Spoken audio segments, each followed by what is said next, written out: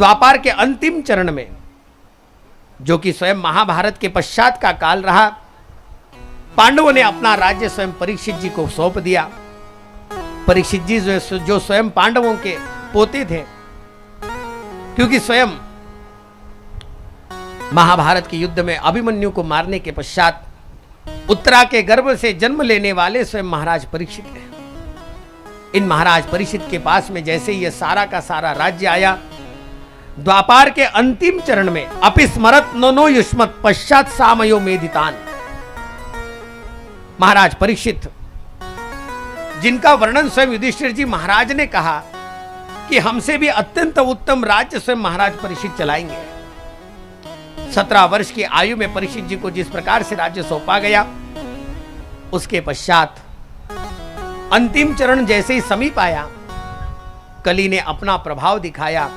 गौ माता को और एक वृषभ यानी बैल को पकड़ करके मारने लगा।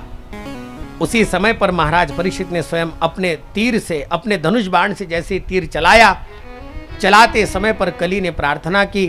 और प्रार्थना करते समय पर महाराज परीक्षित ने पहले तो 4 जगहों को दिया, अर्पण किया, दान किया,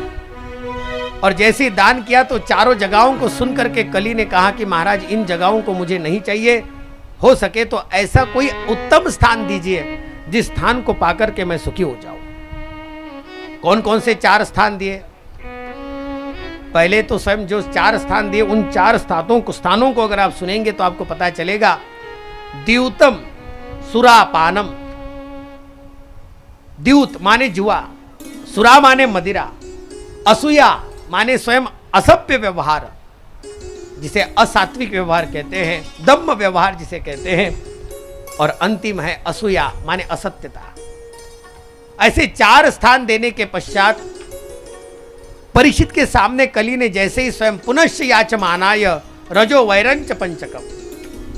फिर से याचना की, और उसी याचना के द्वारा 5वां स्थान दिया गया। वह 5वां स्थान और कोई नहीं था, हिंसा के द्वारा, दंभ के द्वारा, पाखंड के द्वारा कमाया गया सुवर्ण। जैसे ही सुवर्ण में स्वयं जाकर के रहने को कहा, कली ने जाकर के स्वयं महाराज परीक्षित के ही मुकुट में अपनी जगह बना ली। यह मुकुट केवल महाराज परीक्षित का नहीं था, यह मुकुट जरासंध का था, जिसको स्वयं महाराज परीक्षित ने धारण किया। और शिकार खेलने को गए तो उसी समय पर जो घटना घटित हुई, शमिक ऋषि के गले में मरे हुए सर्प को डाला, और यह क्रम शमिक ऋषि के पुत्र श्रृंगी, श्रृंगी के मित्र वेद ने जब देखा, दौड़ते दौड़ते वेद स्वयं श्रृंगी के पास गए, और जाकर के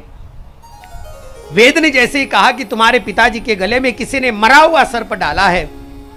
उसी क्षण स्वयं श्रृंगी ने अपने हाथ में जल लेकर के श्राप दिया, जिस किसी ने मेरे पिताजी के गले में मरे हुए सर्प को डाला है, मैं आज से ही के गले में सर्प डाला है, वो अभी के अभी श्राप देते हुए कहता हूं, 7वें दिन में तक्षक नाम का सर्प आवेगा, उसे दंश करेगा और उसकी गति होगी। जैसे ही श्राप को सुना, शमिक ने स्वयं शमिक जी महाराज के पास में यह संदेशा पहुंचा। महर्षि शमिक ने जाकर के राजा परीक्षित को कहा कि परीक्षित, अपने जीवन का उद्धार करना चाहते हो तो केवल तुम्हारे पास 7 दिन बचे हैं, और हो सके तो एक काम अवश्य करना, अपने जीवन में सत्संग करना। सत्संग के लिए करना क्या चाहिए? इसीलिए उसी क्षण स्वयं महाराज परीक्षित ने सर्वसंग परित्याग करते हुए अपना राज्य